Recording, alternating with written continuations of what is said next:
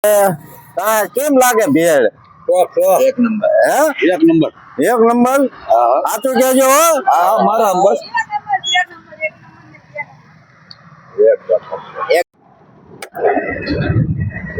ચાલો મિત્ર, તો આજે આપણી લારી ઉપર ભમરાભાઈ આવી ગયા છે અને અમારે મોટી લપ થઈ ગયેલી હતી બેયને, તો હવે આજે સમાધાન થઈ ગયું છે અને આપણી લારી ઉપર આવ્યા છે મિત્ર.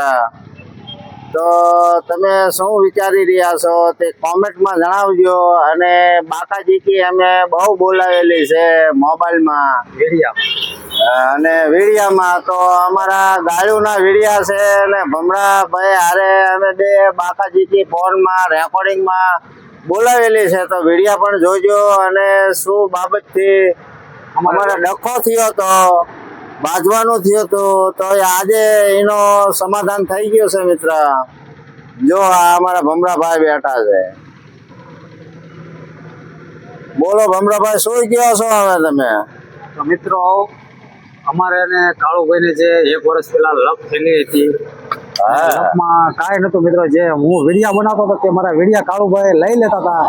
મેં કાળુભાઈને કીધું ભાઈ મારા વિડીયાની કોપી ન કર્યો, તોય કાળુભાઈ વિડીયા બનાવતા જ રહ્યા. એટલે 1 વર્ષથી અમારે બે બોલતા નતા, પણ આજે મિત્રો અમે બે સમાધાન કરી નાખ્યું છે અને અમે ભેગા વિડીયા બનાવવાનું નક્કી કર્યું છે. કોમેડી તો સરસ મજાની કોમેડી પણ કરવાના છે. તો મિત્રો અવશ્ય એકવાર અમારી ચેનલને મુલાકાત કરજો. અને મિત્ર, આમના વિડીયા હું લઈ લેતો હતો અને મેં મારી ચેનલ મોનેટાઇઝેશન કરી નાખી. મારા વિડીયા હા, એમના વિડીયા લઈ લે અને એ પાછળ રહી ગયા છે. કાળુભાઈ આગળ નીકળી ગયા છે અમારા. સમજ્યા? તો વિડીયો સારો લાગે તો લાઈક કમેન્ટ કરજો અને બહુ અતિશય સારો લાગે તો તમારા ભાઈબંધ દોસ્તાર મિત્રોને શેર કરજો મિત્ર. ખૂબ ખૂબ આભાર તમારો. ધન્યવાદ. બાપા સીતારામ. જય માતાજી. જય માતાજી. વિડીયો થયો. ચાલો મિત્ર, આપણે મુલાકાત લઈએ. કેમ લાગે ભેળ? એક નંબર. હે એક નંબર. એક નંબર. આ તો કેજો હો. હા મારા બસ એક નંબર બની મોટો ભાઈ. એવું મિર્ચી મિર્ચી નાખીને રગડા જેવી બનાવી. રગડા જેવી બનાવી. રગડા જેવી. હવ મિર્ચી મિર્ચી નાખી, મરચું બરચું નાખીને ટોપ બનાવી. બટાકા નાખીને ટોપ છે મસ્ત. તાર શું ખાવાનું હે? દાવેલી બનાવો. હા, હાલ બનાવી દો. હાલ તું શું કે? 2 નંબર. બરાબર. હાલો લે. એટલે તું હાલ ને. હાલ હાલ હાલ હાલ હાલ દાબેલી ખાવા હાલ.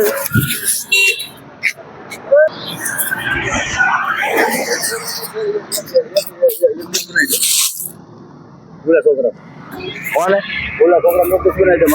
શું બનાવો? ભેળ બનાવી દો. હાલો બનાવી દો. ચાલો ભેળ ખાવા. હાલ બોલ બોલ.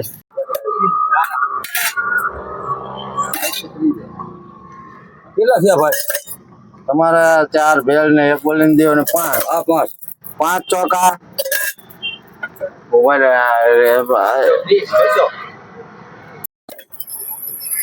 તો જય માતાજી મિત્રો, હું છું તમારો પ્રિય ભાલનો ભમરો કોમેડિયન. અને આજે મિત્રો તમારો પ્રિય ભાલનો ભમરો પહોંચ્યો છે ધંધુકા પાલ, જ્યાં મિત્રો કર્ણાવતી દાબેલી આવી છે. કાળુભાઈ કણજરિયા ડુપ્લિકેટ નરેશ મુડિયા કહેવાય, તેમની આપણે મુલાકાત કરવા આવેલા છીએ. અને સરસ મજાની મિત્રો દાબેલી પણ બનાવે છે. તમે ગમે ત્યારે આવો ધંધુકામાં ત્યારે કાળુભાઈની દાબેલી જરૂર ખાજો. રેલવે સ્ટેશન પાસે અમદાવાદ ભાવનગર હાઈવે. તો હું તમને બતાવું કાળુભાઈ કઈ રીતના દાબેલી બનાવે છે. તો મિત્રો આ છે કાળુભાઈ કણજરિયા, જે દાબેલીનો ધંધો ચલાવી રહ્યા છે. કર્ણાવતી દાબેલી સરસ મજાની દાબેલી બનાવે છે. તો એકવાર અવશ્ય મુલાકાત લેજો. જો હું તમને બતાવું તેમની લારી. જો કર્ણાવતી દાબેલી, બટાકા ભૂંગળા, ભેળ પણ બનાવે છે. આ છે અમદાવાદ ભાવનગર હાઈવે મિત્રો. તો મિત્રો આજે તડકો પણ બહુ વધારે છે. આજે 45 ડિગ્રી મિત્રો તડકો છે. અને 45 ડિગ્રીમાં કાળુભાઈ કણજરિયા જે છે ડુપ્લિકેટ નરેશ મુડિયા કહેવાય, તે આવા તડકામાં મિત્રો લારીએ ઉભા રહે. તો તમને બતાવું. જો મિત્રો આવો તડકો છે તો આ દાદા સરસ મજાની દાબેલી બનાવે છે. તો એકવાર અવશ્ય મુલાકાત લેજો. અમદાવાદ ભાવનગર હાઈવે ઉપર તેમની લારી આવેલી છે. એકવાર ખાશો તો મિત્રો તમે દાબેલી ખાતા રહેશો. ચાલો તો મિત્ર આપણે ભમરાભાઈ ની મુલાકાત લઈએ. કા ભમરાભાઈ કેમ છે? મજામાં છીએ મિત્રો. તો આજે આપણે આવી ગયા છે ધંધુકા ભાલ, જ્યાં કાળુભાઈ કર્ણાવતી દાબેલી લારી ચલાવે છે સરસ મજાની. અને આપણે તેમની મુલાકાત કરવા આવ્યા હતા. કાળુભાઈ સીધા આપણને કે ભેળ ખાવી પડશે. તો કાળુભાઈ આપણને પરાણે ભેળ ખવડાવી છે. અને તમારે પણ મિત્રો ભેળ દાબેલીનું ખાવું હોય તો એકવાર અવશ્ય મુલાકાત કરજો. કાળુભાઈ કણજરિયાની કર્ણાવતી દાબેલી સરસ મજાનું બનાવે છે. વાહ ભમરાભાઈ વાહ.